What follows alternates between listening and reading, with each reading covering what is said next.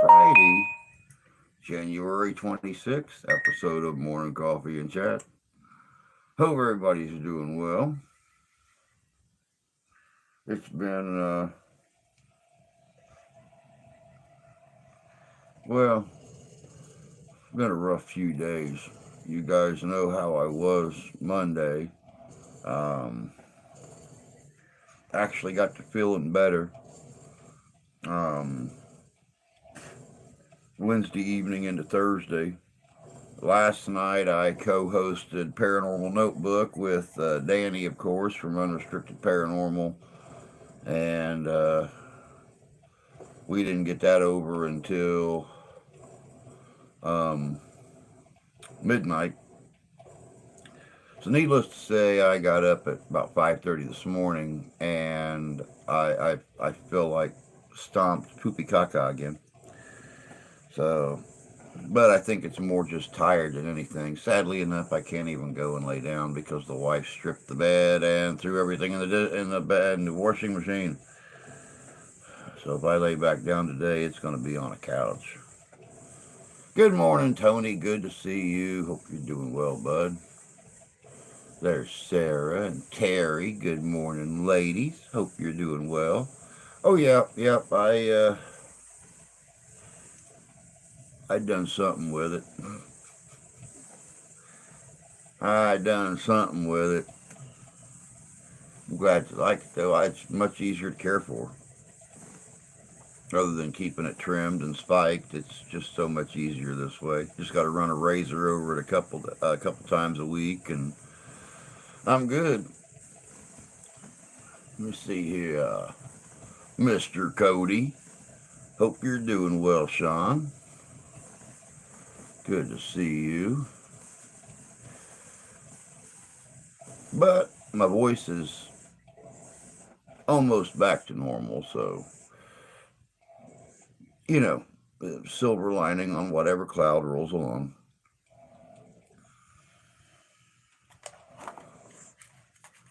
At least that part of me don't feel like stomp crap anymore.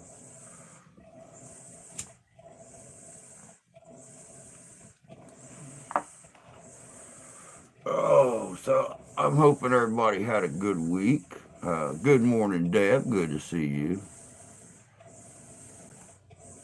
If the rain stays stopped, I'm good. Same here, bud. Same here. Most of our uh, most of our snow is gone now because it's just been raining for the last what 2 days, 2.5 days, something like that. So it's just about gone. All those inches of snow we got last week are just about kaput. Good morning, Justin. Good to see you, bud.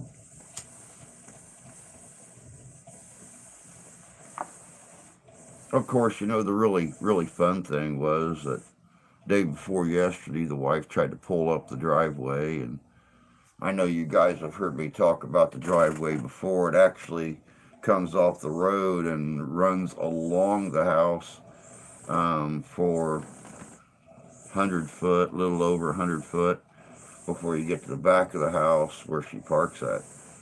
And she was trying to get up the hill from the road, and of course, all that rain on the smashed down snow that was there just made her tires spin. So, of course, the old blind guy, he went out there the next morning. She had to go to work and slowly backed the car out of the drive, down the hill, out on the road, made sure, of course, there was no cars coming. You know, 5, 6, 7 mile an hour, slowly around the block in the front of the house and into the alley where she didn't have 100 foot to walk to get to the car. She only had like 30 feet to walk. But she was much easier able to back the car out of the alley onto the road and go to work. So, oh, just got out of work. Been watching reruns of Dr. Quinn Medicine Woman. Forgot how good these episodes are. I've done that a couple times. Sat down and started watching some of the old shows. Good morning, KG. Good to see you, dear. Hope you're doing well. I was watching Walker, Texas Ranger, another one of my favorites, a couple months ago.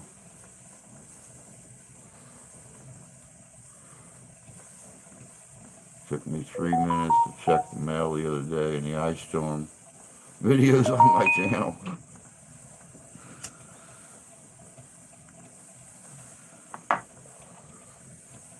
I'm pretty broke now, but one less monthly payment. That's true.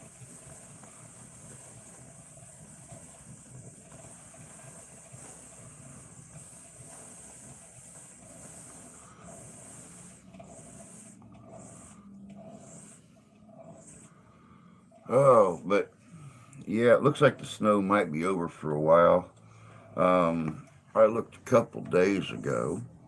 Let me see here real quick. What's it say for Southwest Michigan? I didn't hit the update.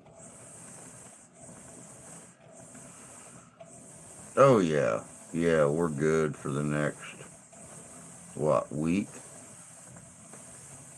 Looks like nothing lower than 35. Holy crap! Next Thursday it's gonna be a heat wave. I might put on a bathing suit, go get a suntan. 41 degrees. Matter of fact, it looks like our highest chance of precipitation is next Tuesday, and it's only 53%. Wow.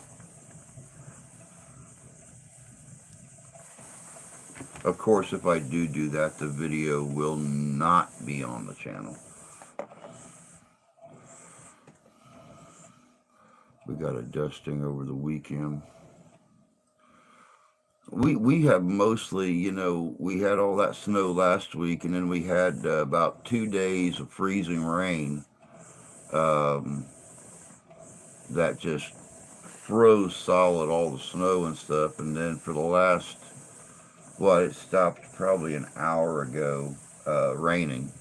So for the last like 3 days, it has just been raining here. So trying to go out, take the trash out, anything like that. Watching the daughter walk to the walk out the back of the driveway to the alley and out to the school bus is quite hilarious because she wears UGG boots.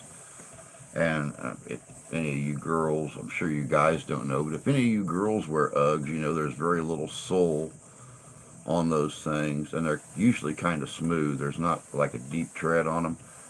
So yeah, she almost, but not quite, looks like a professional skier going out across the ice in her Uggs. So good morning, Santee. Good to see you, bud.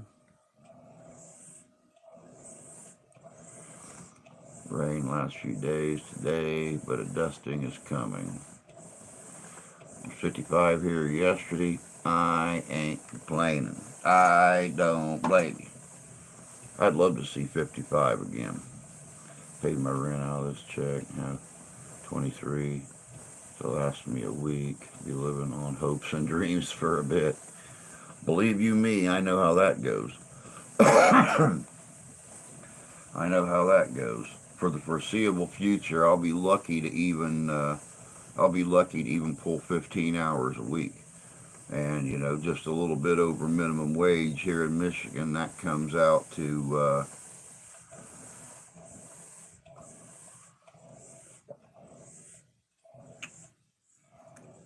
after taxes, about $165 is what I'll make for whatever it is they title me for.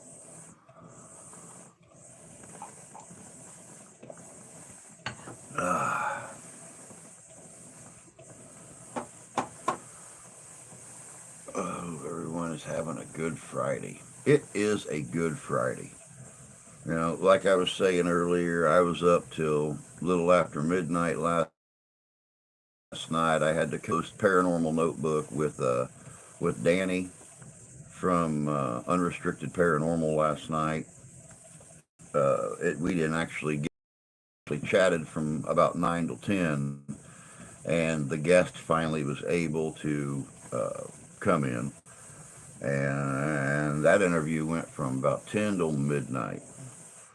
So I was a dead puppy crawling into bed last night slash this morning, and actually made it till 5:30 before I got up.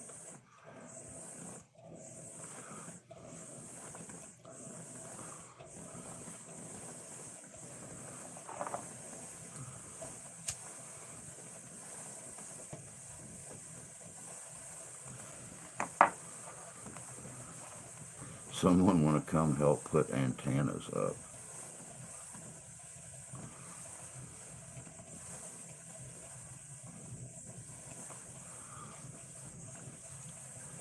I remember that experience, Tony. I do, and believe you me, I don't. Um, I don't. I don't envy you, bud. I don't envy you. When we moved out in the country, when I was like 12 years old, my dad was trying to figure out how to put our antenna up, and one of his friends had a bunch of ham radio equipment and stuff, and he had um, towers just laying out by his barn, and gave my dad one of them for our antenna. And I watched my dad, mount the base, the three legs and the base in concrete. Um, and he the first section went as high as our dining room's roof. He got up there and hauled up the second section, which was about 12, 15 feet, and mounted it. And after that, that's where it got scary at, because then he mounted it to the side of the house so it wouldn't sway that much. And he went up another, oh God, 4 sections. I think this thing was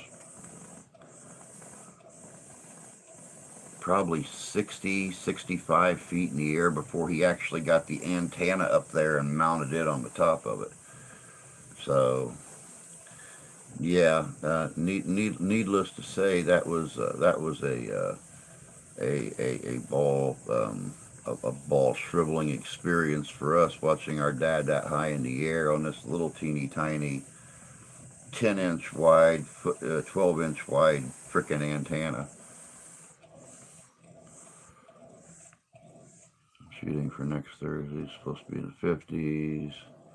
It ain't a big thing. That's what she said. I put 48-foot tower up the old house by myself.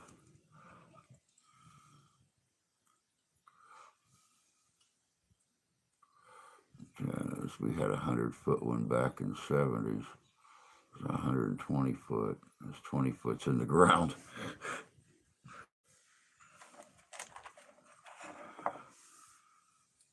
Yeah, I'm not a climber. I gave up on the roofing thing a long time ago. I don't.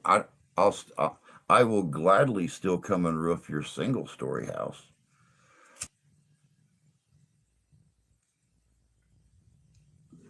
But after I done my stint down in Indianapolis doing houses with a 10-12 pitch,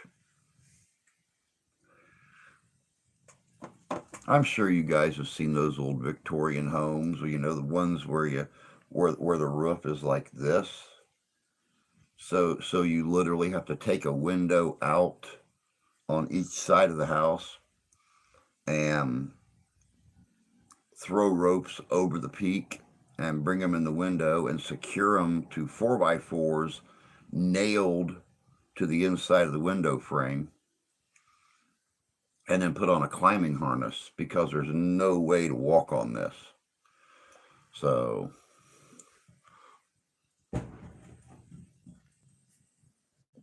well, that sounded like a very big tree limb falling down, but the house didn't shake, so that's good. The ground, however, did shake, which tells me it's a very, very big tree limb. Give me just a second, guys, and let me go look outside. I didn't hear the car alarm go off, so I don't think it hit the car, but that literally made the ground shake. I'll be right back.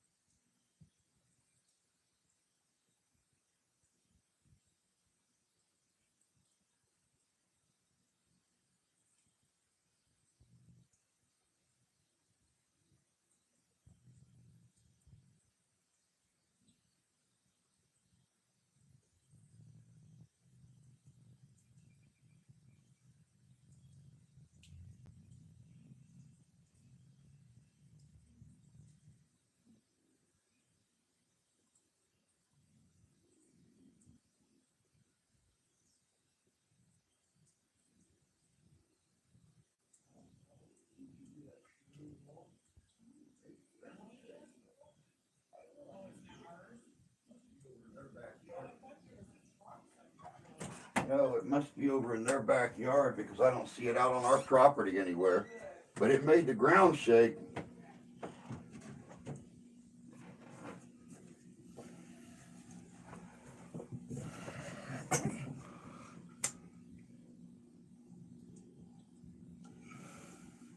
All right, let's see here. Activity key completely. Copy and paste.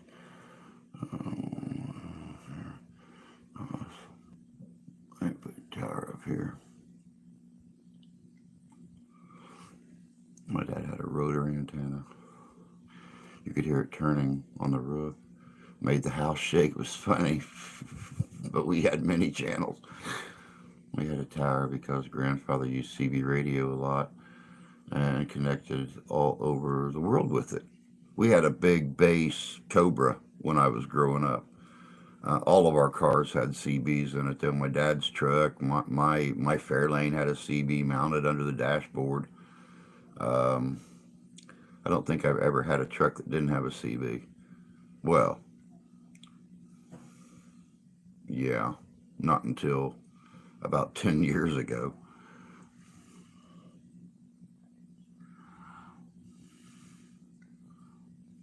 Antennas ain't all for TV, mostly radio. Tree limb fell in my yard, not a big one. It landed sticking straight up. Looks like a new little tree. We'd had to have a rotator on the tower. I ain't putting up anything that needs to be redirected here. I can't stand CB, too much dumb shit. As a kid on CB, I talked to Santa and Spider-Man.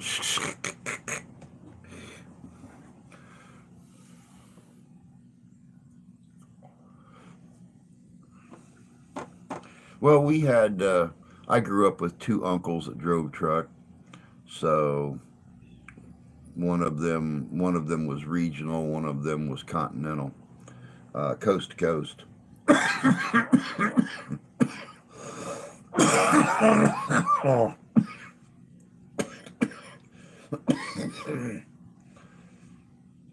Talked too much last night.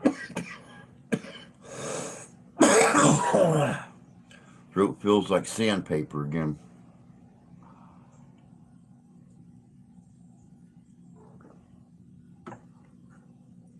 But you guys got a couple videos this week with me actually in them. And the second one, I didn't sound like crap.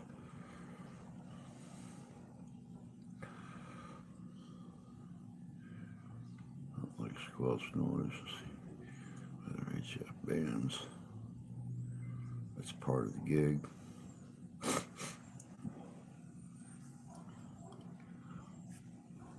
Well, and I mean, nowadays CB, I guess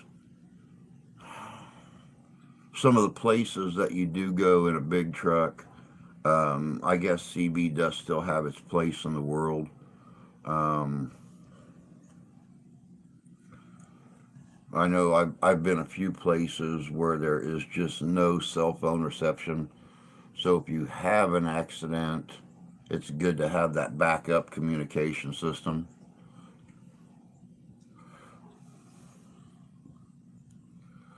But other than that, yeah, yep. I think these little things right here replaced um, CBs in the normal person's lives, the same as they replaced house phones and for some people computers.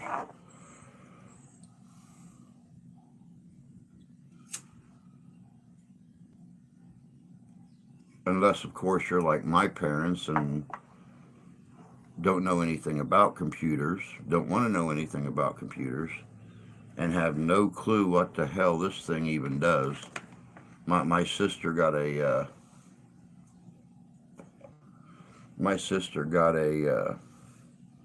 new contract with Verizon a couple years ago, and she got a certain number of free phones with her new contract, and she got my dad a new cell phone, a smartphone.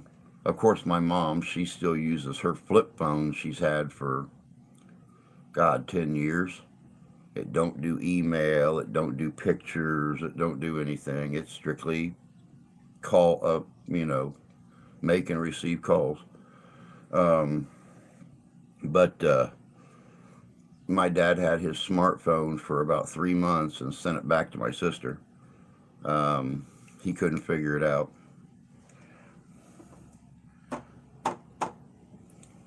He had a $500 phone and used it to make and receive calls. Once in a great blue moon, I might send him a picture, or he might send me one of something they're doing or someplace they're visiting. Other than that, nope.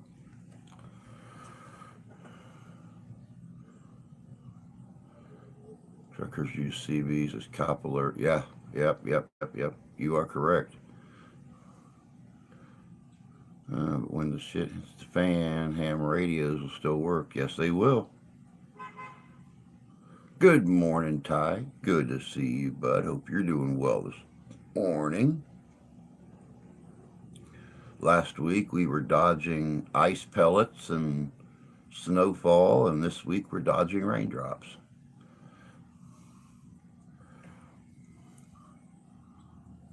My phone is my mapping machine.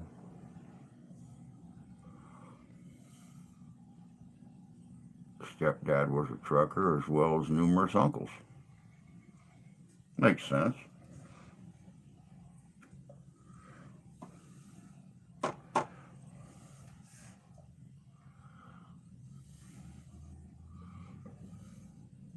But nope, it's been a very, very interesting week, guys. It's been, this whatever the hell got into my lungs and stuff.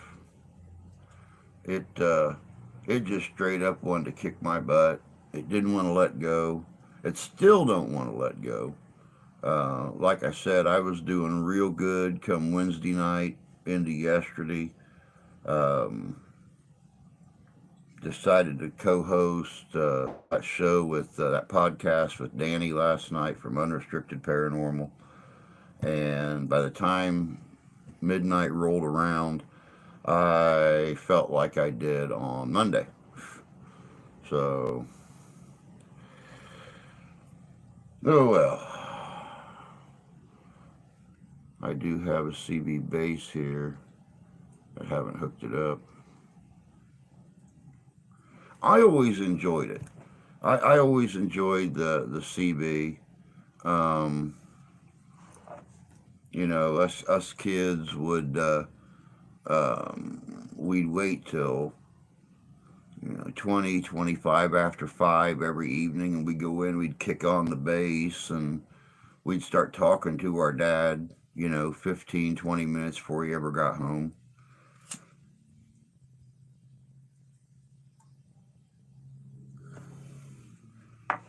So I mean, it was entertaining. It was entertaining.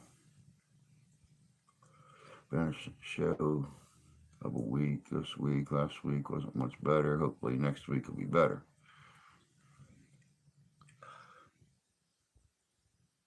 Uh, uh 2024, yay! A much better year for us all.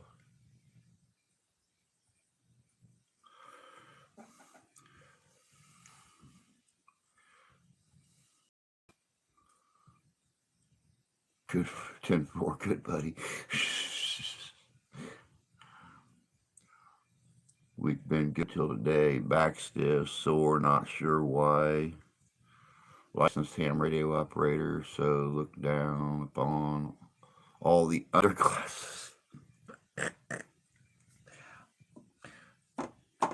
And it's funny because I remember when ham radio was huge. Um, um, Almost at times every other house you looked at had a tower outside, and a lot of the older guys were talking to people all over the world, and it really amazed me, that we had that technology 30, 40 years ago, 50 years ago, and now, look at us and what we can do now. um, Good morning, Jan. Good to see you, sis. Hope you're doing well this morning. I thought 2024 was going to be a great year. I'm starting to question it. Well, I mean, in all honesty, we can hope and pray that each new year is going to be good. But then you have to take into consideration that each new year brings a new year of BS along with a new year of good things. So,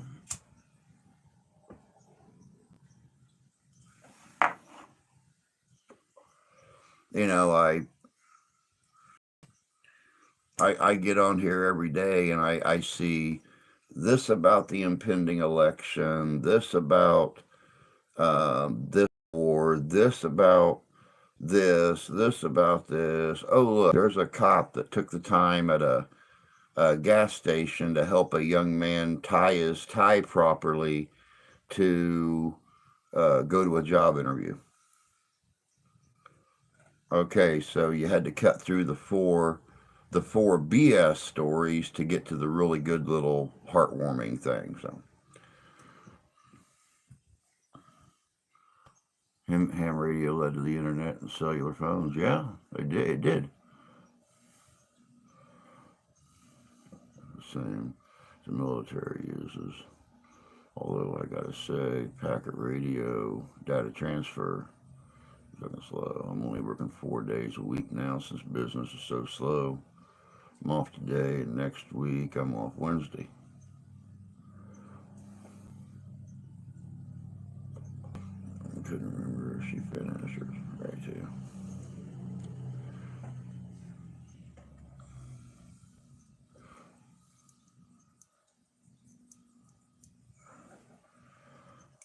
Oh,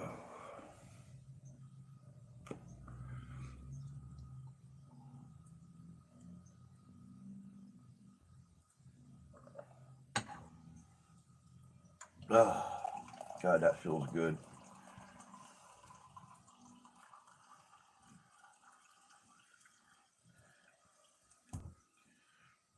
Have y'all ever noticed that when your throat's real itchy or you have that congestion in your chest, how good a hot cup of coffee, how soothing a hot cup of coffee or a hot drink of coffee feels going down?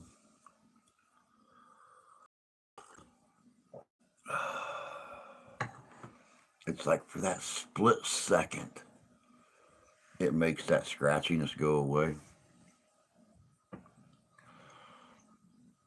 I love those old radio programs. I listen to those shows every night before bed. I asked because that had internet before public even knew about internet. She is. Thanks for asking. She graduated last May with her MBA.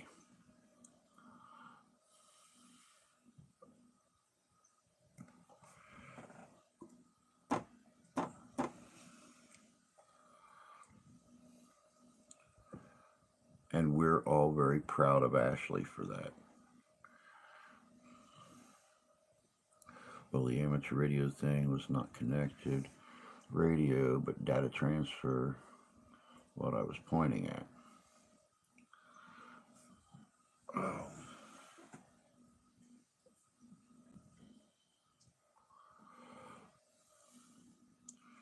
Do you guys, well, let me rephrase that. Do some of you older guys and gals remember the old emergency radios? They were about that wide and about that thick and sat about that high. And they had a big speaker on the bottom. And you opened this upper compartment and it had a map up inside the lid. And it had, it was basically an atlas of the world, and it had all the different time zones and stuff that scrolled across it. And then when you went through the bands, the older ones had a crank, but the one that I grew up with just plugged into the wall. But it had a battery pack on the back of it as well. So if the power cut off, it ran. I think it had like 8D batteries that sat in the back of this thing. But it must have had like, oh God, 20 or 40 different bands on it. It had your normal AM, FM, and then it had all these different emergency bands that ran underneath it.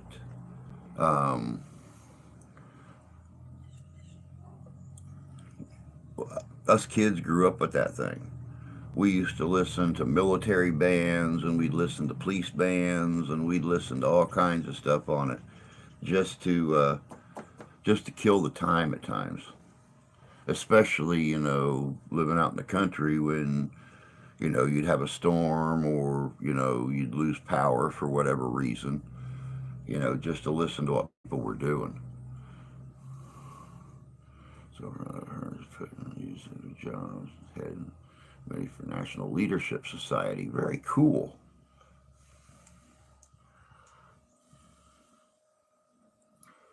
What do you do with listen to stuff from other countries, like shortwave radio? You can get one for like $20 or $30. I need to get one day.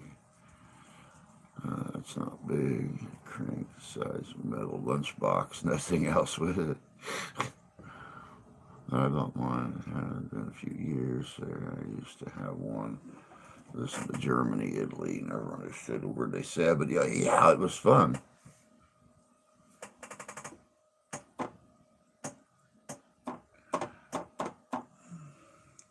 They actually, I've seen the newer models of the crank emergency radios, and yeah, you hold on to that thing, power it up. And of course, now they have radios that have small solar panels and stuff. With what don't they have that has small solar panels on it? I actually just seen a cell phone charger last summer that people were taking out to reenactments, and it had some kind of an inverter system set up where you could plug 2 or 3 items into it, but you had this wire that went up, and you set it up on top of your tent, and it had a small solar panel. and you could plug your phone, maybe a fan, maybe a small TV, something like that into it. Um, and yeah, teeter tottering on the verge of glamping. Oh, it's too hot out here. I'm just going to plug my phone in or plug my fan in.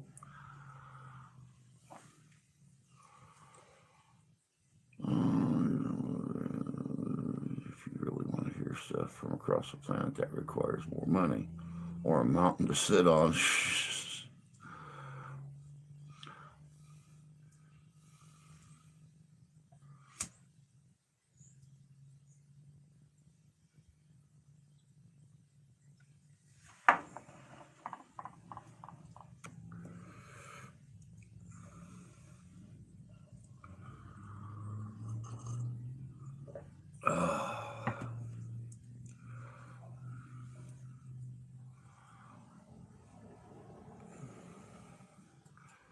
So Tony, did you get your big coffee delivery in? I know you was talking about ordering some coffee a couple weeks ago. Did you ever get your coffee delivery in?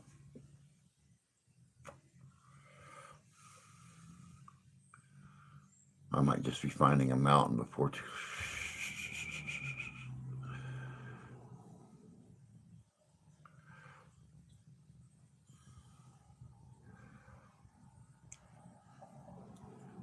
Well, it can actually still be seen, Sarah, on unrestrictedparanormal.com or the unrestricted paranormal page um, here on YouTube. Um, so I mean, it's out there. It's out there. I like to listen to shortwave, but the noise makes it tough to do for long. No mass murders in my area. Answer the coffee question. Well, I actually had to drop a level. I finally used up. I've been babying my black rifle, and I actually finally used the last of it last week. Um, so I had to lower myself, but it was on sale. So I mean, and you put enough of it in the coffee pot, it tastes good.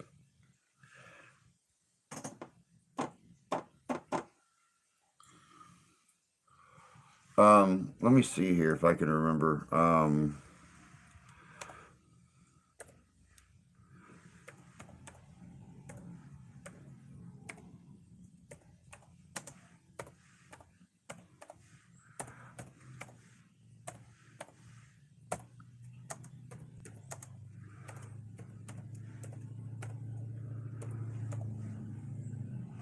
Oh, bloody hell.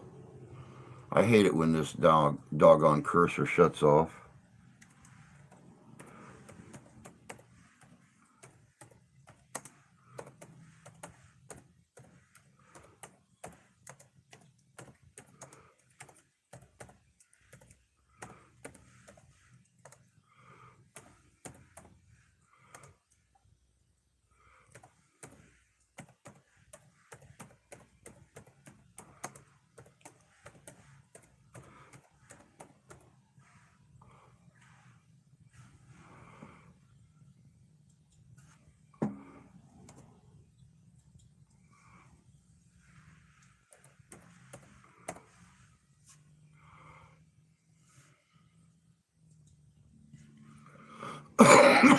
There you go, Sarah.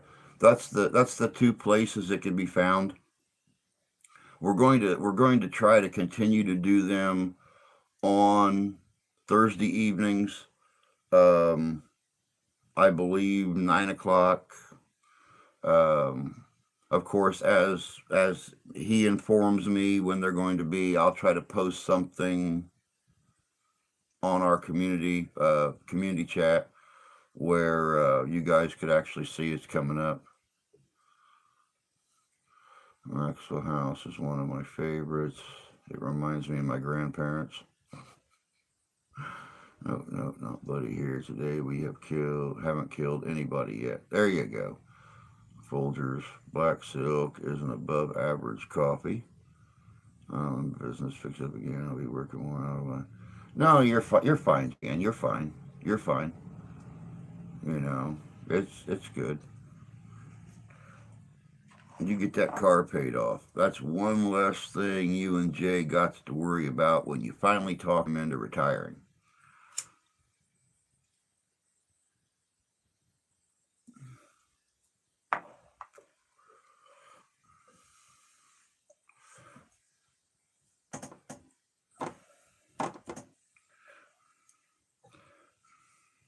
Besides that, the way I look at it, much like Tony just said, it's drinkable. It's got flavor. It's blackish.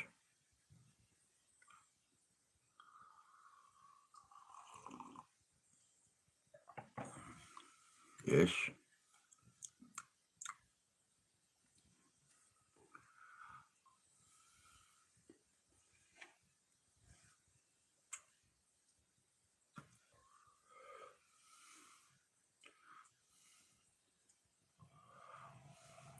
Now that you mention it, it could be anywhere from this coming June to March 2025.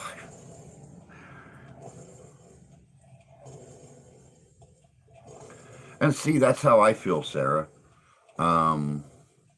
That's exactly how I feel. It seems like the harder or the more you put yourself out there to satisfy the man, the more you're disrespected. You know, I don't want to go into a lot of details, but at the same time, you know, I like to keep you guys as informed as I keep my family here, and here as in out there family.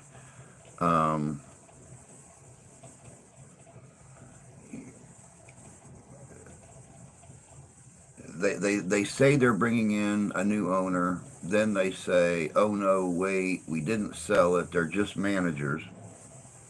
But the managers have got access to money to do things that the owners didn't want to do.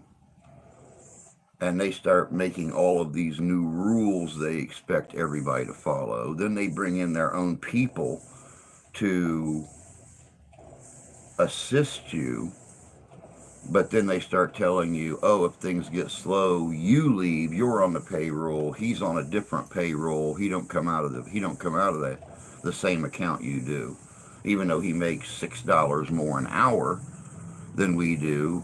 But he comes in, turns on the pizza oven, the grill, the 3 fryers, and then sits on his phone all day, video chatting with his wife and his brother back in the mother country.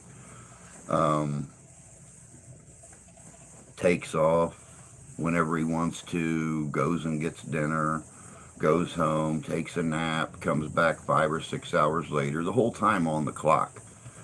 And for them, this is okay. But for us, you're either cooking or cleaning. No downtime, no sitting down, no visiting with customers, no visiting with family if they come in. You're either cooking or cleaning. They want to see you on the cameras doing something for your entire shift. But, you know, the new guy, he's there from literally 10 o'clock in the morning until 11 o'clock at night, 7 days a week on payroll, getting paid. But they cut our hours back to anywhere between 10 and 15 hours a week. So This is why I'm looking into um, opening my pizza restaurant here in town. Not only will it be the only pizza place around, but it will be the only place that delivers. So depends on what FedEx has up their sleeves. Satisfy a different demand. Yeah, exactly. I think that is why I don't sweat about stuff. And the thought that I should be dead according to all my doctors. So we may be finding our Tennessee home sooner than we thought. There you go. See? Positives. Gotta have those positives in your life.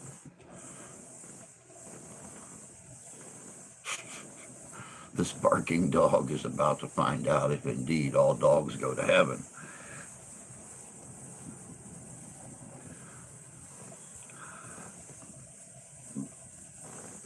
They do. They no, they don't. They really honestly don't. I only said that in case there were young kids watching. They do not go to heaven. Could you imagine as many dogs die in a year? Um, what the dog poop situation in heaven is like? And you know, when we clean up our dog's poop, we throw it off our property, or throw it in the bushes or something like that.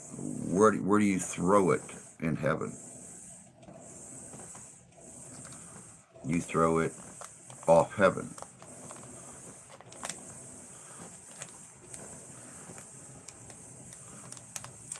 Which might explain why 2024 seems like a big pile so far, because heaven is raining down all of its collected dog poop down on us.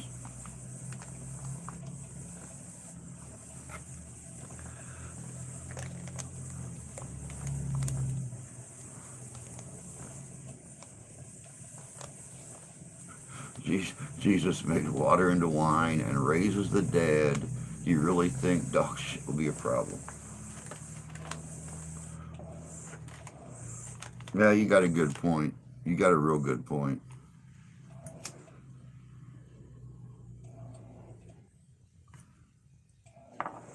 The hellhounds don't poop here.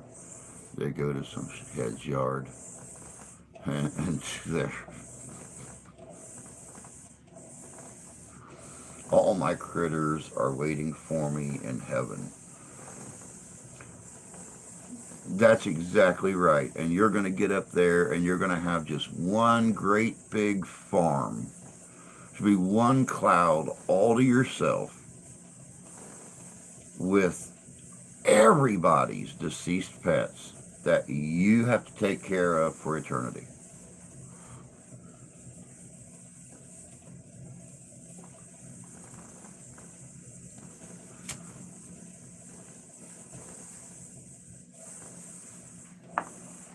Including that pesky little bulldog that likes to hump everything.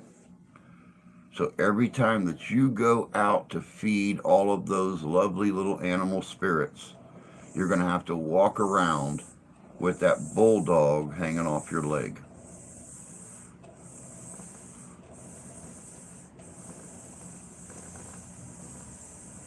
Why? Because he's cute.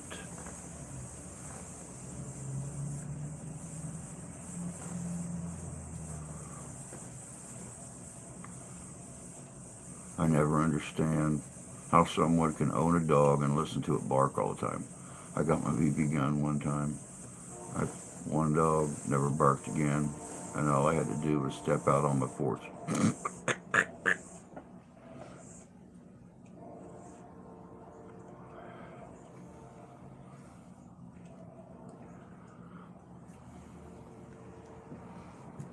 My dogs only ever barked if a stranger came around.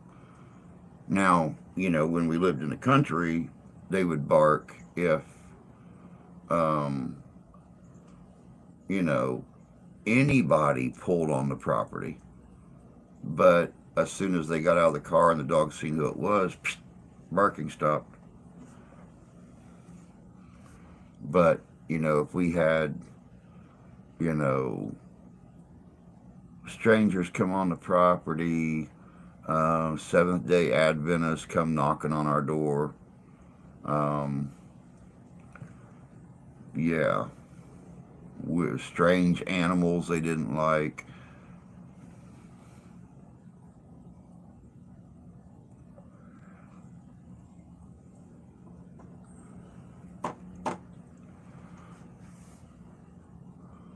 So I have nosy neighbors.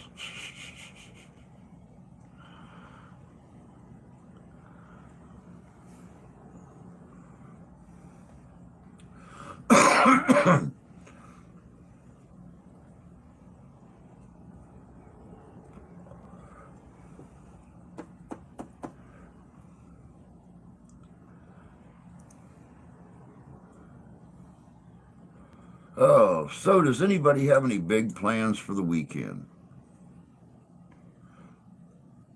Morning, Squatch. Good to see you, bud. Hope you're having a good morning so far. I listen, I drive. That sounds like Jay getting ready for work. These guys are hunting dogs, so barking at miscellaneous animals is a trait. I haven't hunted with them to train them for what I am after.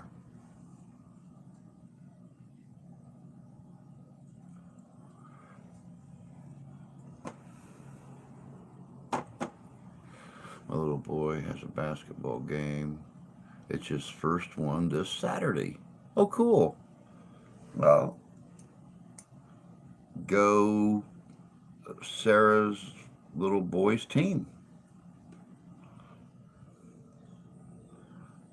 Hope you guys stomp your competition's butt.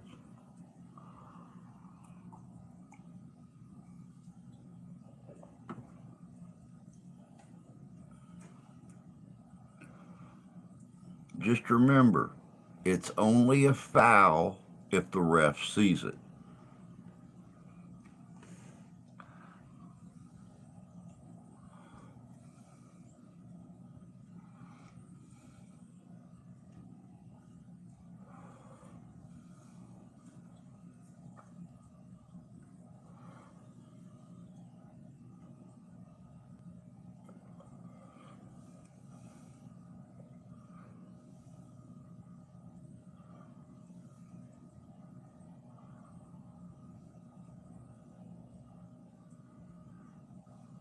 I always get a kick out of watching the kids play ball and stuff like that. I was actually on I was actually on my old alma mater's um, Facebook page the other day, checking out the new teams, things like that at my old school. Um, it's actually amazing how many people that graduated in my class and graduated, you know, a couple years either way. How many of them are actually teaching at the school now?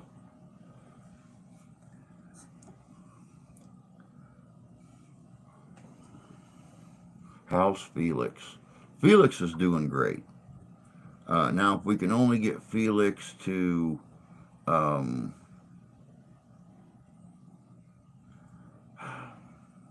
Felix has got this very unusual situation where Felix can sit down and take a quiz or take a test and blow through it, be the first one done in the class. But Felix cannot do work in class. See, and it's really hard for me, but you guys have to understand that I graduated over 35 years ago, and I never, from third grade all the way through my senior year, I never had a night that I didn't bring home homework. My high school, the 4 years of high school, I never had a night that I didn't bring home 3 or 4 hours of homework. Our school system don't do homework. Our school system don't do textbooks. And it's very strange to me because I've told these teachers on multiple occasions, send home homework. If kids can't concentrate in class because the teacher's not smart enough to make the kids shut up and work, or not involved enough in their job to make kids shut up and work and let them play and chat and whatever, send home homework. Oh, well, we don't have textbooks for them to bring home anymore. No, but we rent a computer from you every year. So put the homework on the computer and have them come home.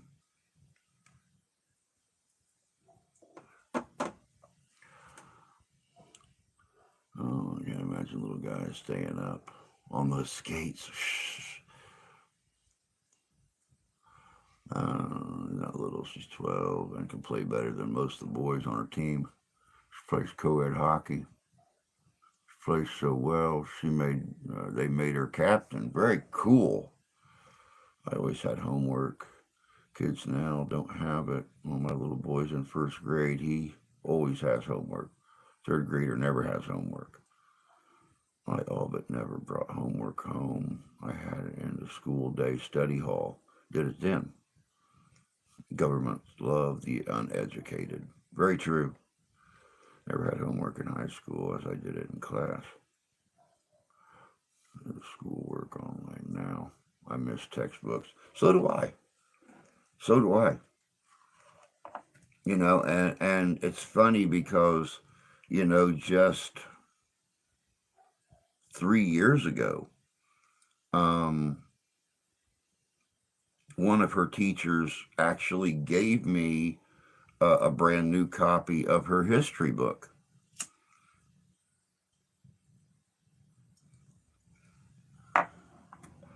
And that was one of the last years that they actually used textbooks. And it was probably the most laughable thing I ever seen in my life. Her history textbook was about that thick. Now, we understand how time works. Everything from our life is history. You go, your parents' lives was history, your grandparents, great grandparents, great great great great great great grandparents, it was history. Her history book was that thick. My history book 35 years ago was that thick. How did we lose history? How did history get smaller? Shouldn't it get bigger because you make more history?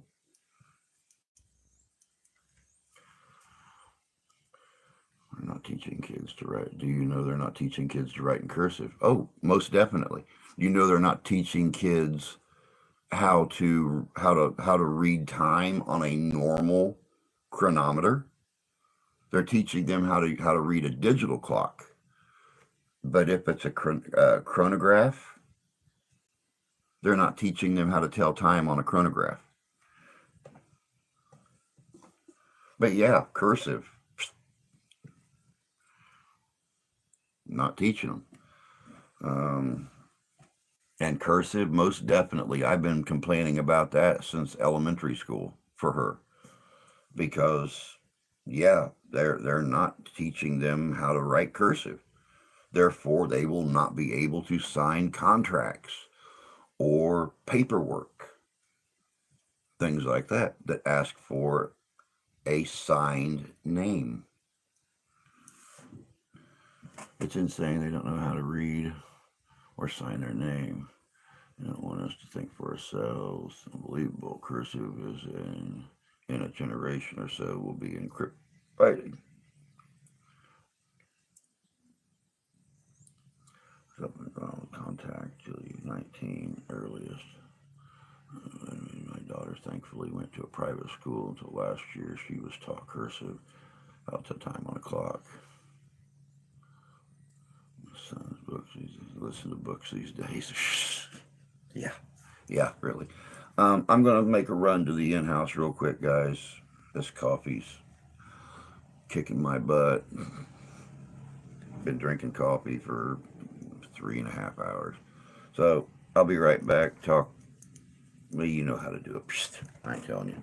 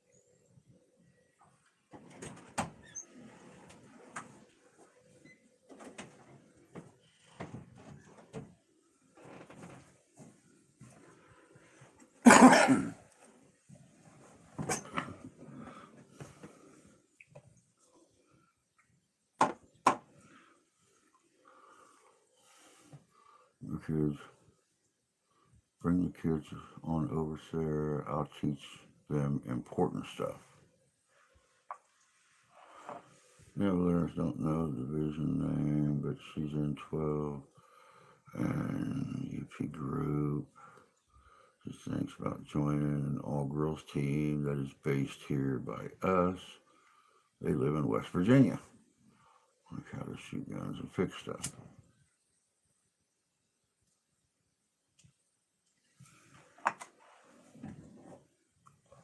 That is important stuff. I have a heart attack. I had that much coffee.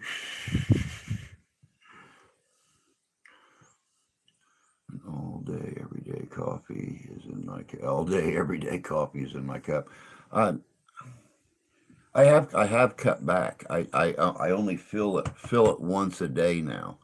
I don't sit here and work on videos and stuff until the coffee pot runs out and then refill it. I fill it when I come in here in the morning, and when it's gone, and I switch over to flavored water after that.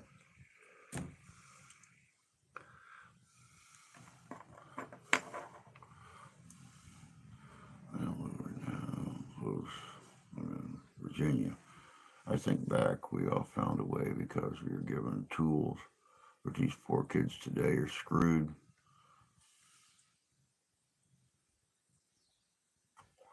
I wish I grew up in the 50s or 60s. Parkersburg is where I was near. I grew up in the 60s.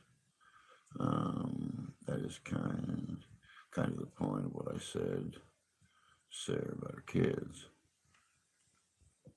They just started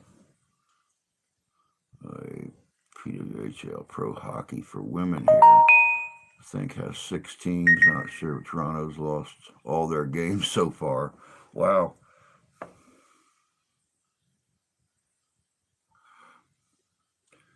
Yeah, you don't want to get me started. We have educators and stuff in here that I have a lot of respect for. So yeah, we don't want to get me started on the public education system and how it's failing our kids. I don't. Our kids are not failing the education system. The education system, and a lot of times, is failing our kids. And like I said, they're teaching them less and less of the things they need to know, and more of the things they will never use. My kids also don't have a guy role model, so I have to be all that for them. It's hard. I wish they had a dad.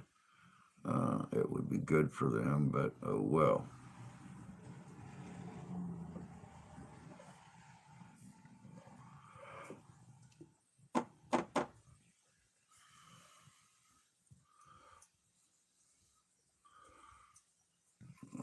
It ain't failing. Oh, it ain't failing at its intended purpose. Yeah, but the question is, what is the intended purpose?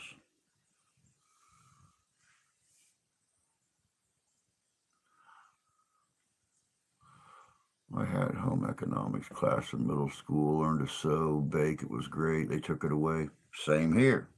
I took home ec in junior high and then turned around and took it in high school. That was one of the things, being able to go into the kitchen at school and make some of our family recipes and things that I learned from my mom or my grandma and stuff. That's one of the things that got me interested in cooking, was being able to sit down and make something and then see people's satisfaction as they're, you know, enjoying it. And it just, Felix has taught herself how to cook, how to bake, and she loves to bake. I'm the normal chef. She's the baker. But she had to teach herself. Let's change, suit the immigration issues and the cancel culture groups. Very well put. Played hockey as a teenager, drove stock cars, had all kinds of hobbies to make the populace too stupid to resist the government. Hey Nick, good to see you, man. Sorry, I was rambling earlier and didn't get a chance to say hi when I saw you roll across the screen. Wish I had. Good thing about the service, I actually got to learn more there than what I did in school.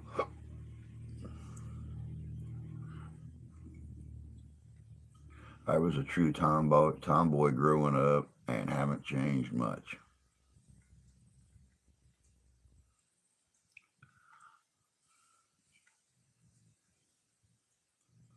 That's a good thing. I learned to do laundry and the right way to measure ingredients.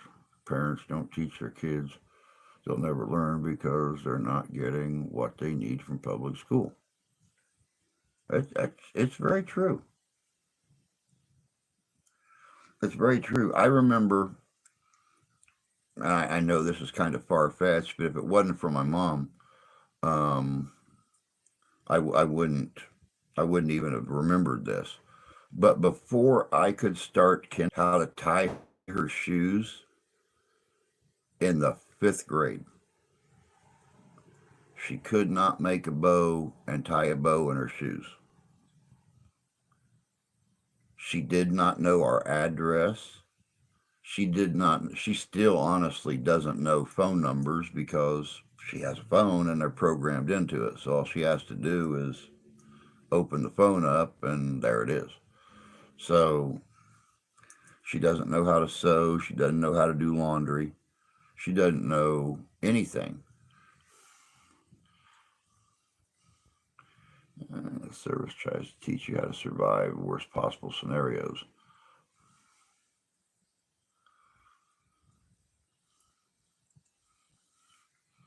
Chris is showing and lacing to do on your koozie and wallet.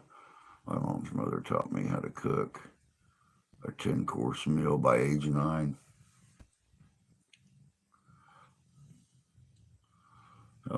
any of my two phone numbers. I don't ever call me.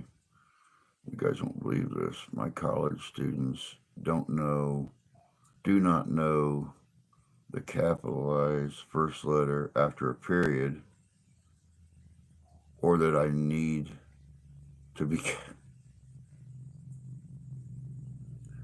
Not surprising. Not surprising at all.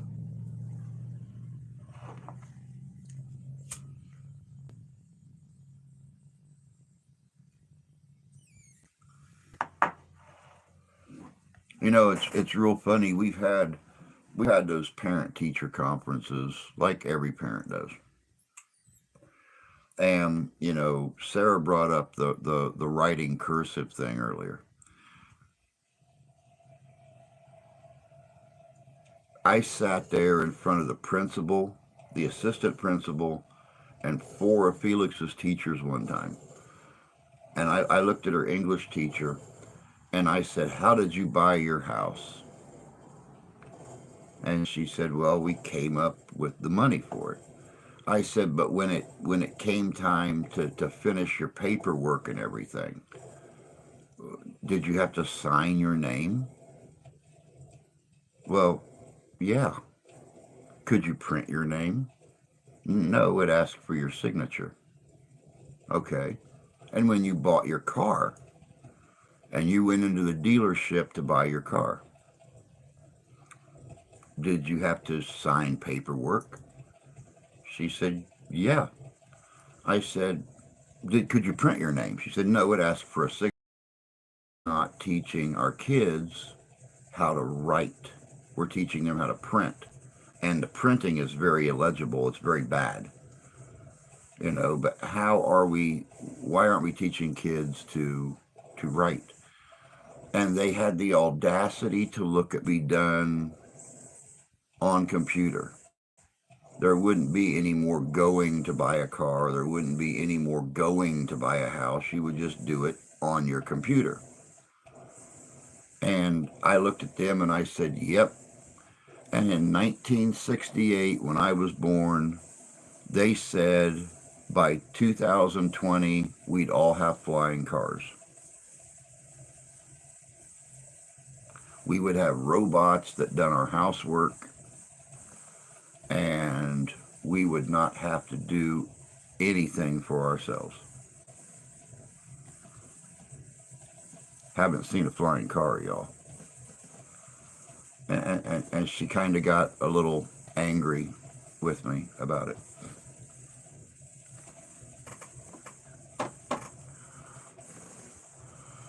Useful things such as sewing, cooking saved me spending a lot of money on the weekends when I didn't want to go out.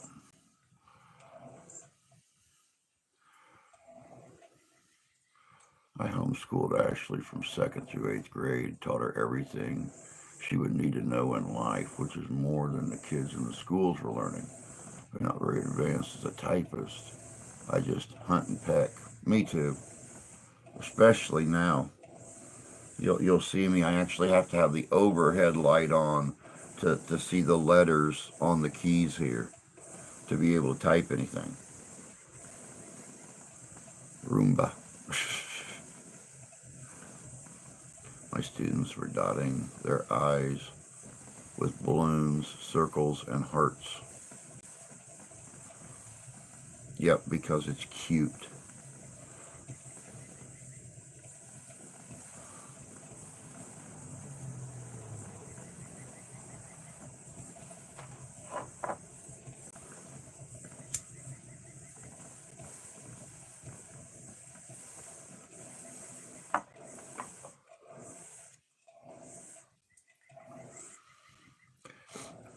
They use flying motorcycles in Dubai.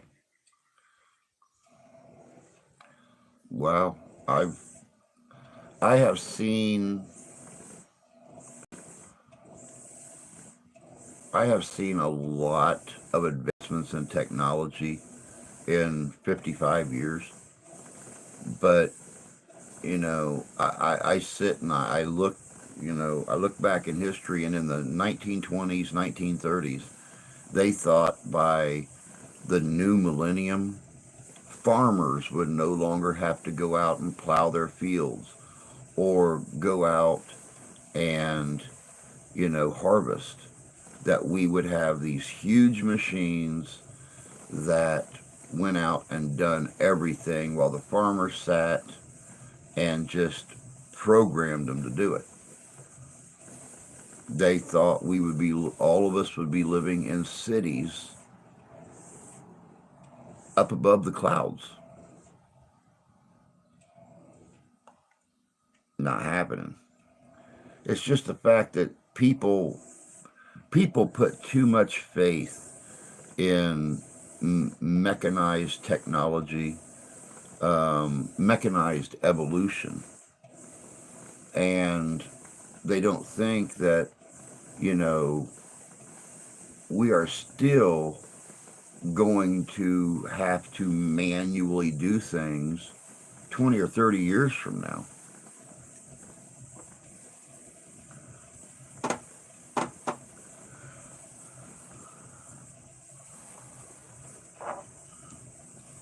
I laughed and I showed all the electric cars that couldn't move from the cold weather. Oh, yeah, definitely.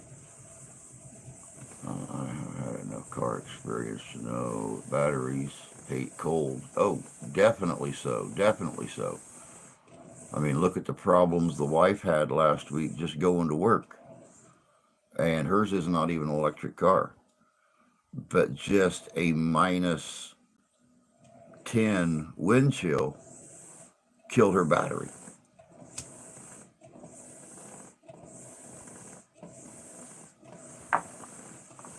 Could you imagine a car that has 8 or 10 batteries underneath it, and this is all that powers your car? It does not power off of fuel, it powers off of electrical.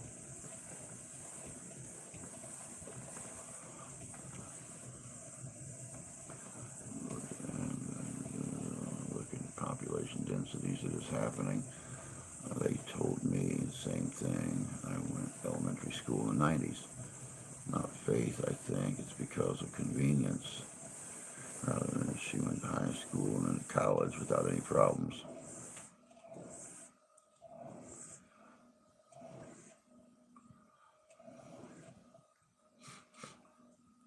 Cars do not feel wind chill, only temperature. That's good enough, Tony. We comprende.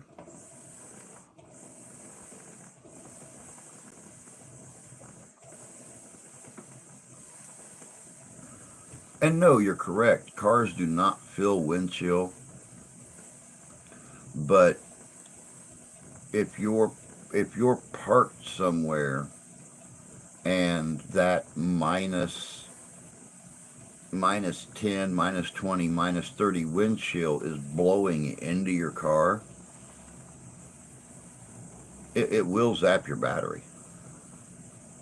Our ambient temperature those days were right at 0.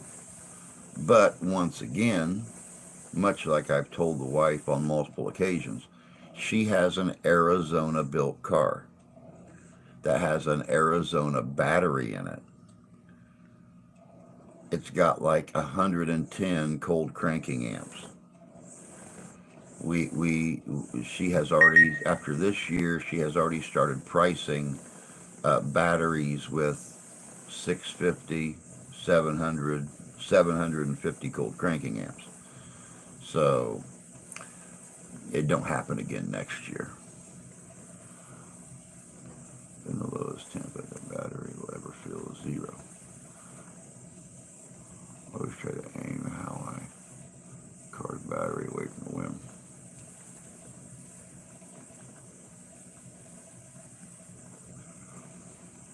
She does too.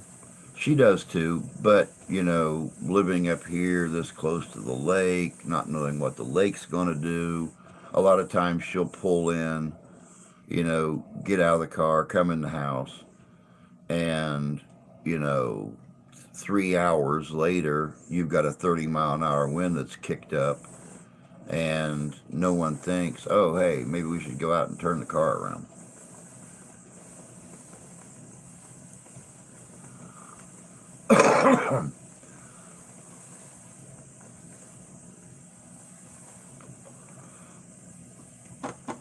So like I was saying the other day in the live stream, I wish these new cars um, had a place on the block where you could screw in a freeze plug and just plug your car in to keep the block warm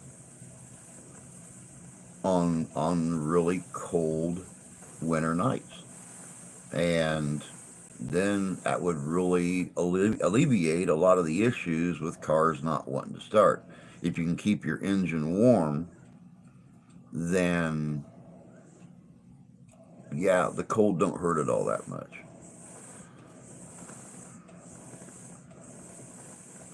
EV cars up in Alberta work just the extreme cold. -40 shortens time, usage, and lifespans.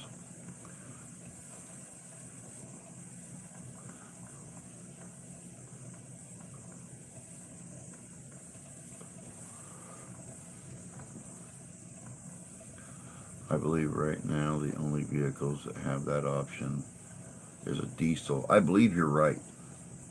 I believe you're right. The old man, you know, he loved his 4x4. He had a '77 F250 with the 460 class Ford motor in it. Um, they don't make them like that anymore. They don't make them like that anymore. I've told you guys, I've seen many times when the old man would come home at night, he'd plug his extension cord, run it out the garage door, plug his extension cord in, lay the hood down, and go out the next morning, and the truck have a snowdrift over the top of it. And he'd dig his way to the door, get in there, put the key in, turn the truck right on, let it sit there and idle while he dug the snow out from around it so he could pull out.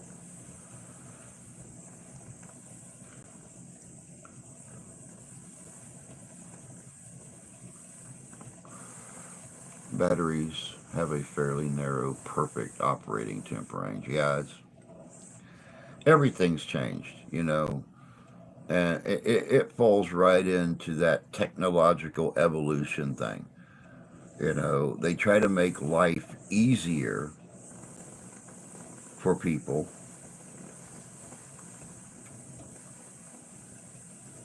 Yeah, we'll call it that.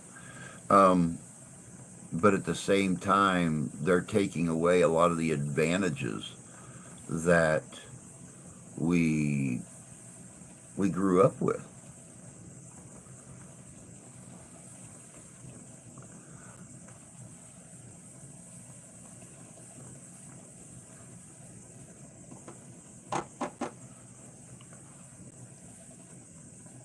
Yeah, it's about using cheap products for mass profit. Thank you. Very well put, Deb.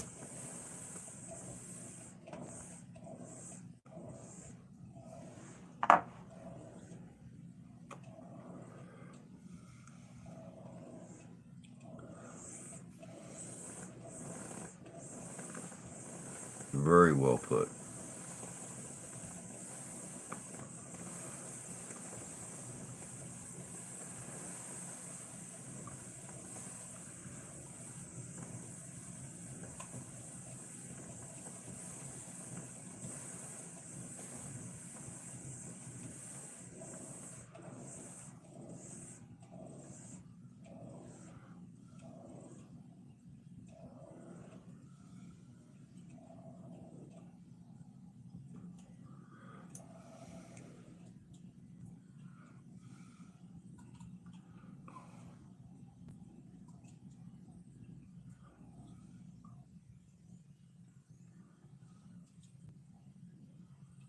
Oh no, that was silly. Huh. Popped up there twice. Insane. Technology at its best.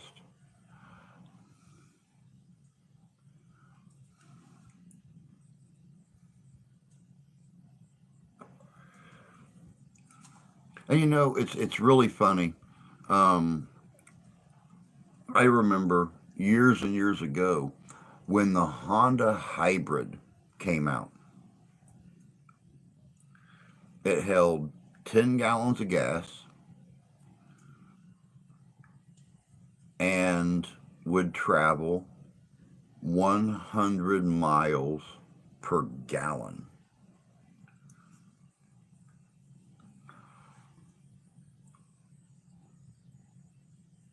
I think that's better than most electric cars or most hybrid cars do today. But it only lasted a couple years. I know several of them were sold when they first came out, and the only thing people didn't like about them is they were only two seaters.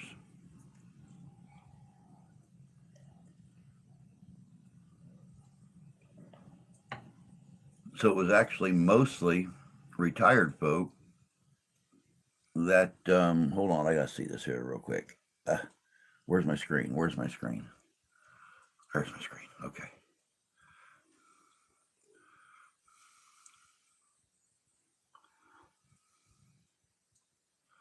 Well, you have to consider that 100 mile per gallon was the best case. Yeah, yeah, okay. I'll give you that. But the bad thing about it was you had to recharge them like every 3 hours or something like that. So, though you might be conserving fuel on a long trip, that trip is going to take you longer because you had to stop every 3 hours and plug it back in and charge it up for 2 hours to get it back up to full power to take off again. So you figure if I left here and traveled to my mom and dad's place in between Pikeville and Crossville, Tennessee, that's a 10.5 hour trip of straight driving. So every 3 hours, you had to stop and plug it in for 2 hours. You have just added another 6 hours on your trip. Now, that is, for those of you that don't understand the difference, um, from here to East Central Tennessee is 10.5 hours. From here to Tampa, Florida, it is 16 and about 16 and a half hours. So yeah, you just got done adding two more states onto your travel time. Till they figure out how solar charge EVs, they will not be an alternative for most. True that. True that.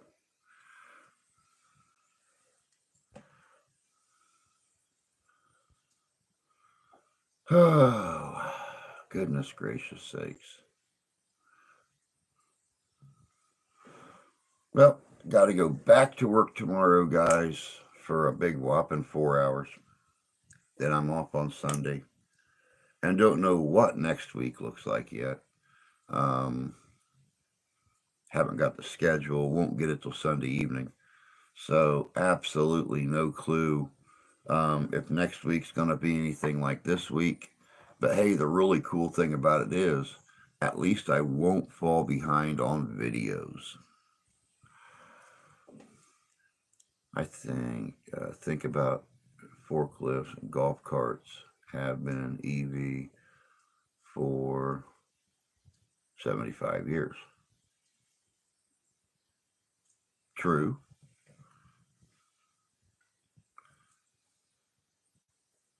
Very true.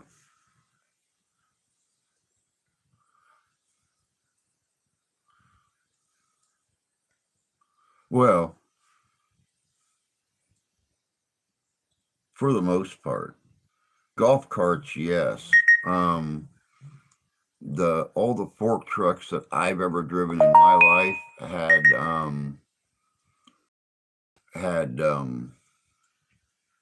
propane tanks on the back of them. they had a propane fuel. So, and then of course, you plugged them in. Now, see, my last fork truck that I drove was not electric at all.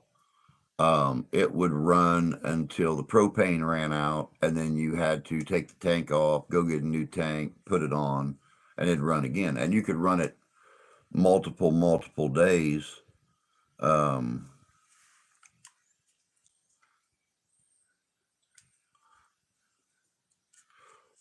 Fork trucks that run on fuel cannot be used in closed facilities.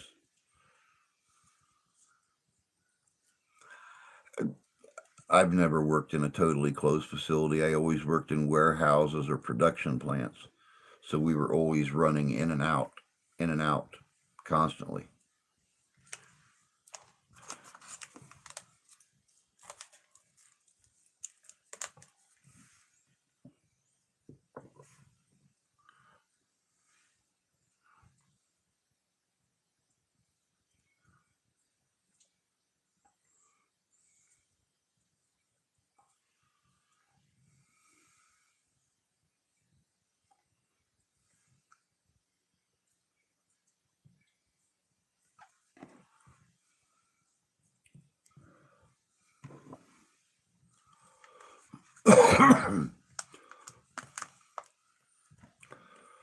Here, Home Depot runs them. I like electric forklifts, usually for propane fork trucks.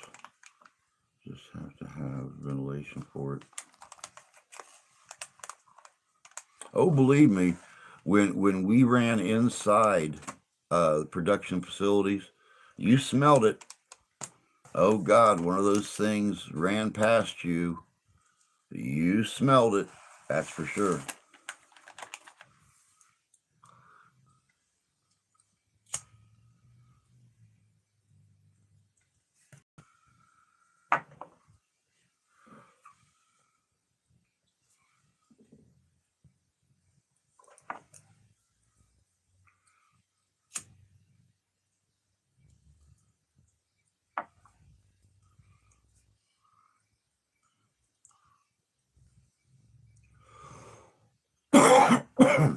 Propane smell is one thing, diesel is another. Amen to that.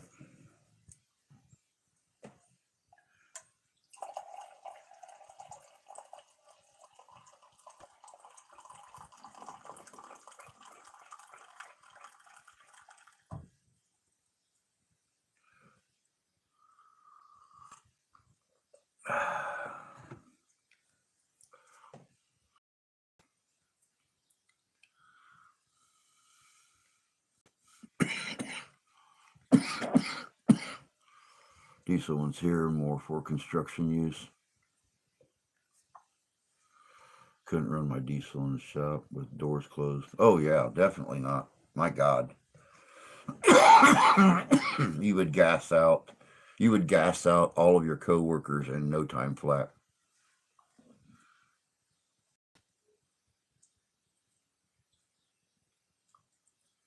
Start seeing weird shit.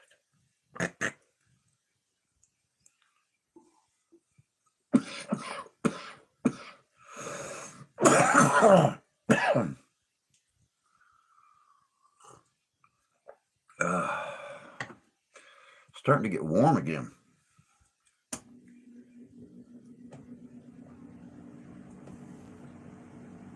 Kick that fan up a little bit.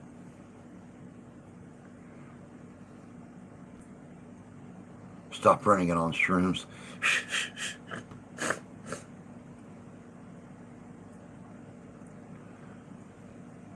I don't like being behind a diesel in traffic. Oh, Jan. Um, I don't know if you've talked to Danny lately. Um, we do have a Ghostorama as of right now planned for May. That will be at the Bell Mansion in Fort Wayne, Indiana. And then the one in June is the Beacon Club in Kalamazoo. And those are the only ones that are confirmed so far this year. Bell Mansion, very, very old, very, very old mansion. Uh, but the Beacon Club, that's the old restaurant. So I don't know when you guys are planning on making a trip up. Yep, the ladies that were at the poorhouse restaurant last year from the Bell Mansion. Danny talked to them, and they agreed to host um, the first Ghost-a-Rama for 2024.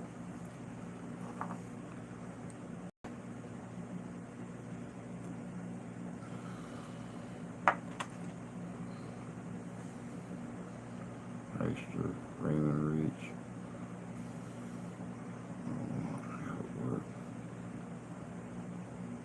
Please supply all parts for them. Oh. Oh, okay. Wow. Rather disappointed. I've been listening to Maria, scanning all local frequencies for 2 weeks. I have yet to hear a human voice. Wow.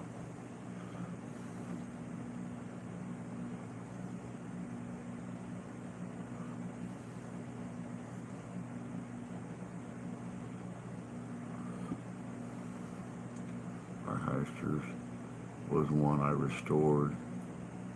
So I'm keeping it. I don't blame you.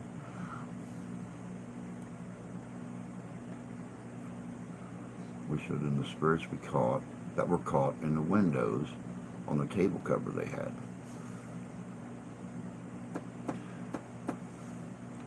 Yep, good girls. Now, the Bell Mansion has got very, very limited parking.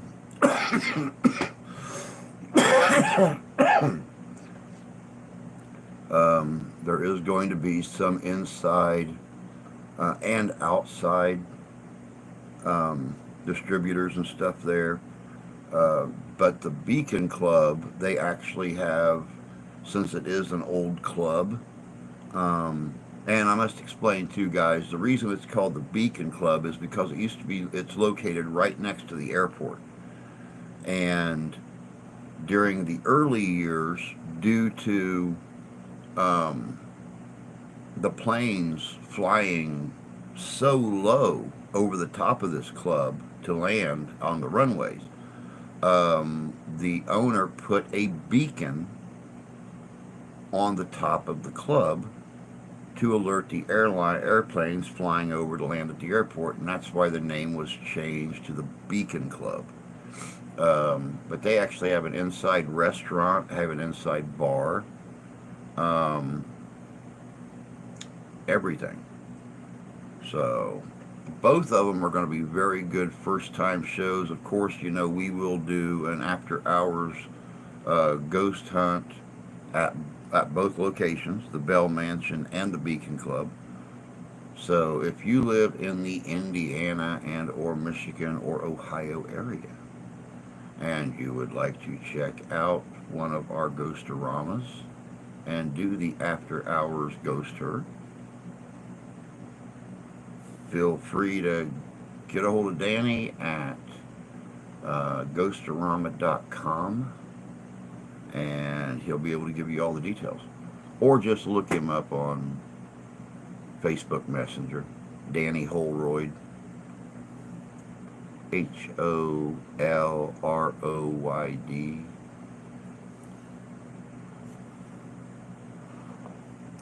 Well, I restored a number of those babies. Kind of surprising, the market for pretty forklifts. Yes, yes. Every man's dream is to drive around on a pretty fork truck all day long. Sounds good, Jim.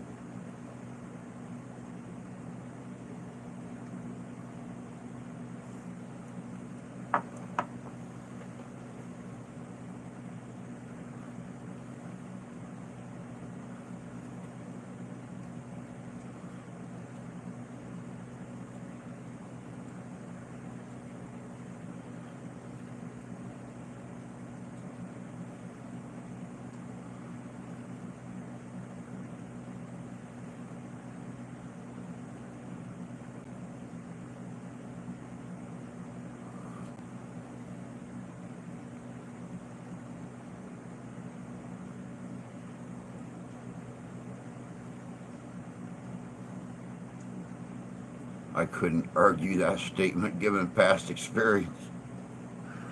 Well, and I I always liked my Komatsu. Um, but somebody threw a shiny yellow Honda at me or something like that, I wouldn't argue about driving it around until they got done with my Komatsu. But you know, would you believe we still have our Christmas tree up? Just haven't gotten around taking it down. Oh God, I had mine taken down the second day of January. I'm sure Grandma probably didn't like it because she used to love the Christmas tree. Oh, and in case you guys didn't know, or how would I expect you to know? Um, yesterday, yesterday marked 1 year since she departed. Um, of course, I was sitting in here at 5:30 in the morning, thinking, um, a year ago today, I was walking out there to check on her and found her. The wife did not break down until last night, and it's been a very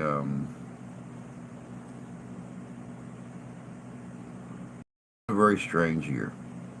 It's been a very strange year, especially since she's still around. That's been the strangest thing about it. Um, laying in bed at night, hearing a cough, catching a glimpse out of the corner of your eye. Um,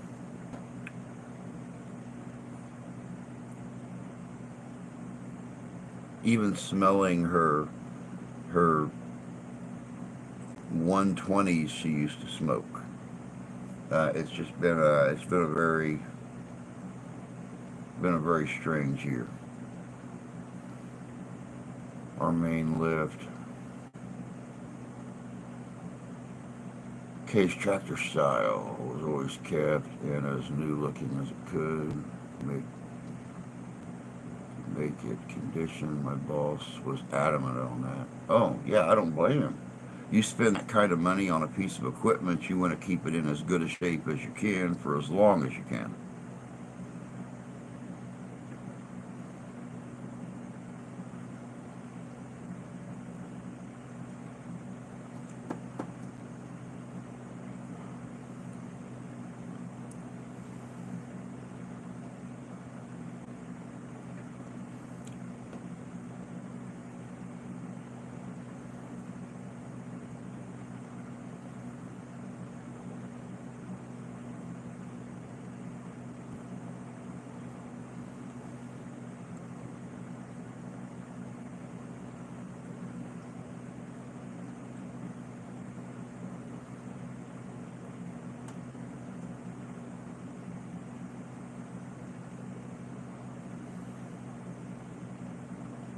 He felt that because we use that as a lot vehicle, it should show well.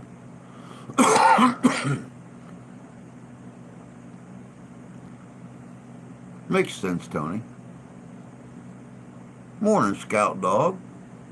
Good to see you this morning. Glad you could join us. Hope you're doing well this morning.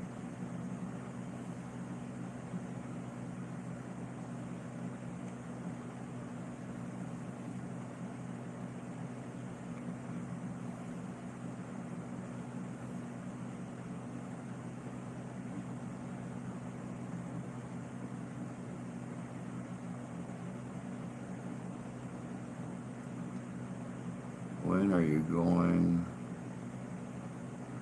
to address the allegations on Twitter? Are the screenshots of those messages fake, or did you really do those things people are saying it's true in the comments? Well, I don't know because I don't have Twitter. So I have absolutely no clue what you're even talking about, DJ.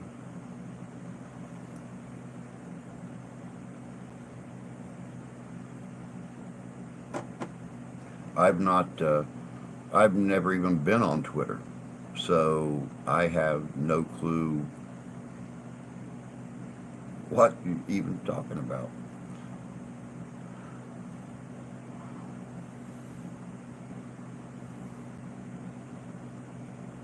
As a matter of fact, nobody in this household is even on Twitter.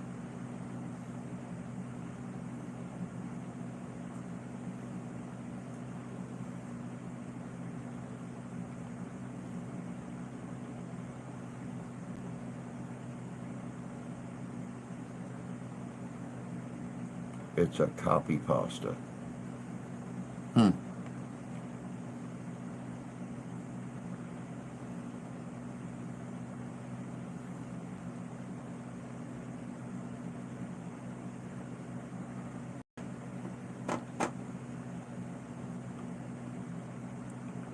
Well, I hate to hear people are talking about me, but at the same time, it feels nice to be living rent free in somebody's mind.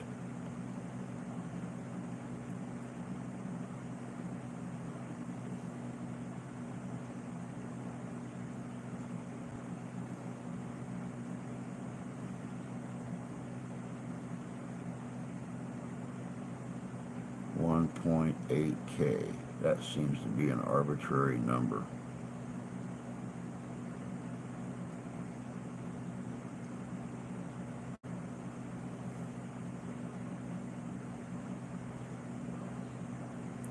Yeah, it's really funny too because I used to get messages um, all the time on my email that there was unusual activity on my Twitter account. And it's like, I've never had a Twitter account. But it's been, my God, it's been over a year since I even got a notification on anything. It's like, how can there be unusual activity on my Twitter account when I've never had a Twitter account?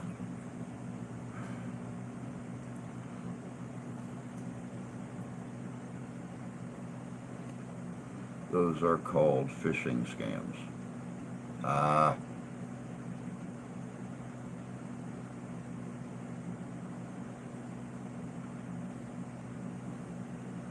I thought I lost all my saved passwords yesterday. Kind of freaked. I don't remember any of them.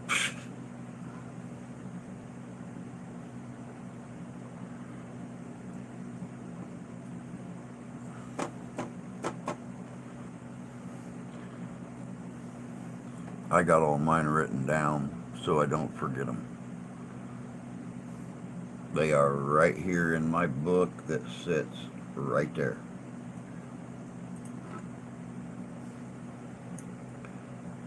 This book right here that I write down all the titles to the videos in that I upload.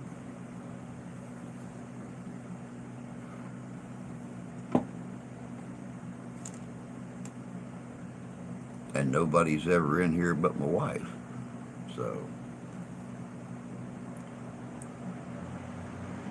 turns out when I dropped offline, Google logged me out. I logged back into the alternate account.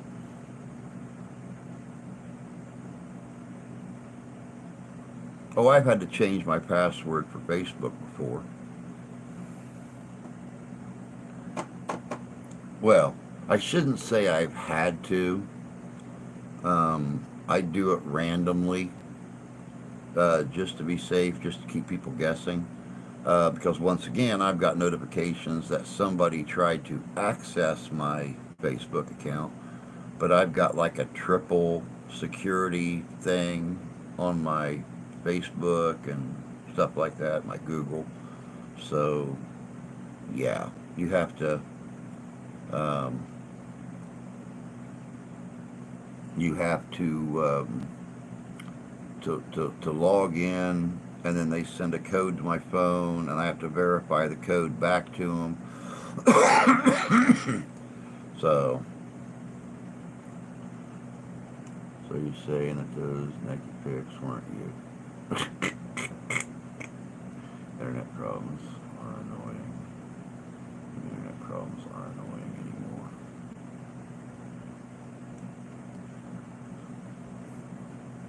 I get emails for accounts that are only for USA saying I need to renew them or they will delete it. I replied once and said, then delete, dumbass. Yep.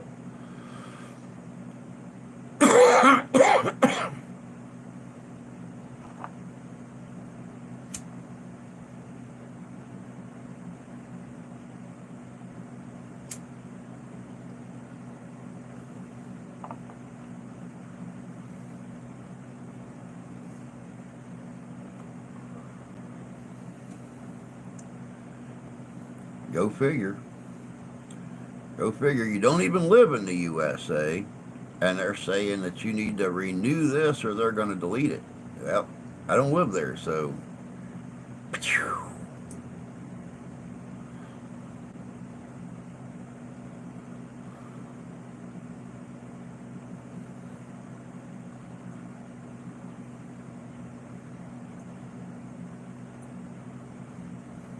I've been using fairly strong passwords for a lot of years. It's the best way to do it, even if you have to write them down or get them tattooed on your arm or whatever the case may be. You know, it's always better to run a higher level security password. Um,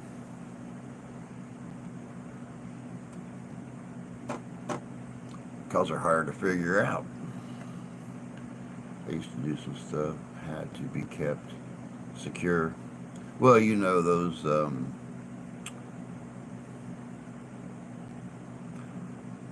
needed to be kept secure type jobs were, yeah, pretty classified. So Peacock, Walgreens, and some other one. You guys don't have Walgreens in Canada? You got CVS? I did beta stuff for Microsoft. Yeah, I remember you talking about that before, Tony. Multi-Netflix ones. Other email I have never used. Netflix.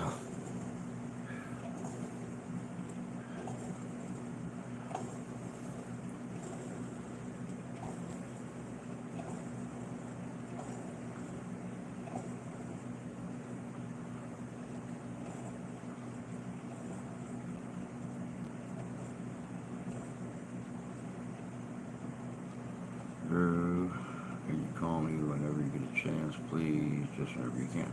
I sure will, Ty. I sure will.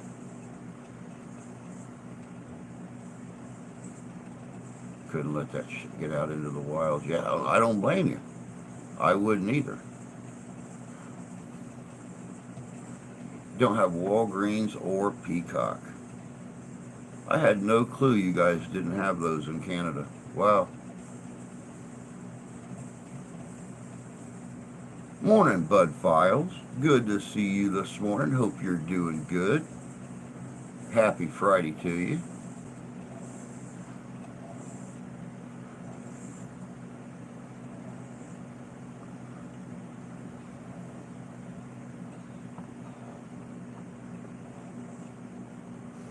Well, it is Canada. To watch Peacock, I have to use VPN. Oh, wow.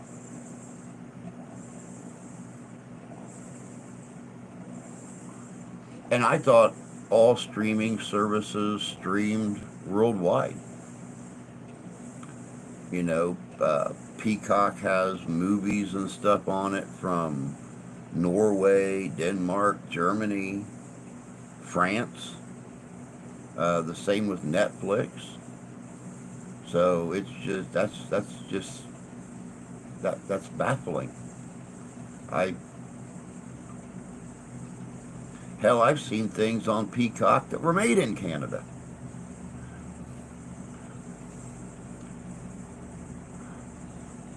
You know, they show the pretty Canadian oak leaf at the end, and you know it had, or maple leaf, I mean.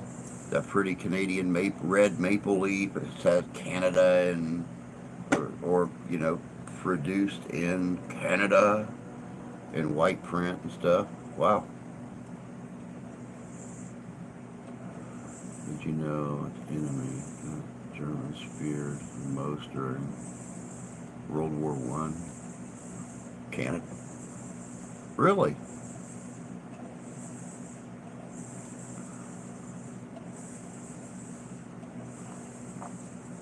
I did not know that.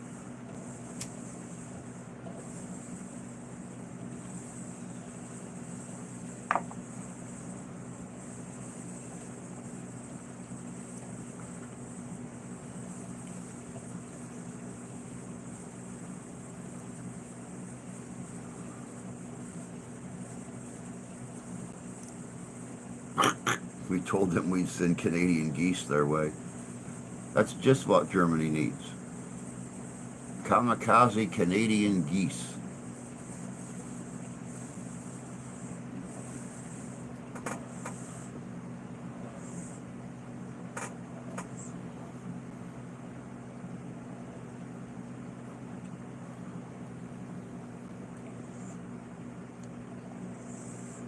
Them things is dangerous. I mean, they're dangerous here in Michigan. We've been literally driving down the road and you know look out the passenger window of the car and they be flying right along with the car.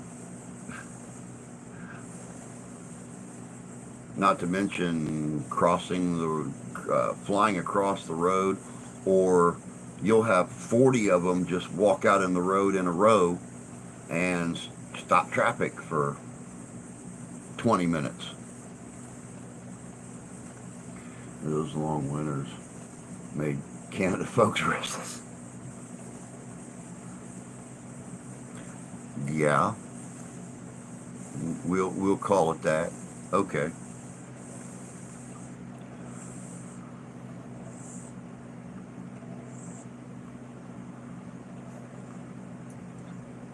All right, so be looking on Sunday, 9 a.m. Eastern Standard Time. We have a video premiering on little known historic facts about the Vikings. Many times we see what kind of fighters they were. We hear about berserkers. We hear about their conquests, but very seldom do we ever hear about the culture in itself. Some of the things that they done culturally that no one else in Europe done. Um, it actually goes into a lot of detail. It's pretty cool. Um, Goose is cooked. Tell the insurance your rig got busted up hooking at a bird. And one out of that 40 tries to attack you in the car. Yeah, exactly. A Canadian I know once explained Canada's seasons: cold season, fucking cold season, and bug season. Oh man. Oh, that's too good. But all right, guys, we've come to that time. It is time for me to be like a fat baby and head out. Time for me to be like a tree and leave. Time for me to be like a flock of geese and get the flock out of here. So, thank you all for coming in and joining us for this full stream this morning. Hopefully, we'll be able to do another full stream come Monday morning. We'll just have to wait and see Sunday night when the schedule comes in, when they want me to start my piddly ass little shift on Monday. So check out that video on Sunday. Make sure and share it out. Make sure and like it. And, you know, definitely send it to your Norse friends so they can get some enjoyment out of it too. So don't let the car door hit you in the ass as you flock off. Gotcha. Way to goose that one. There you go. Damn. Now everybody gets lively.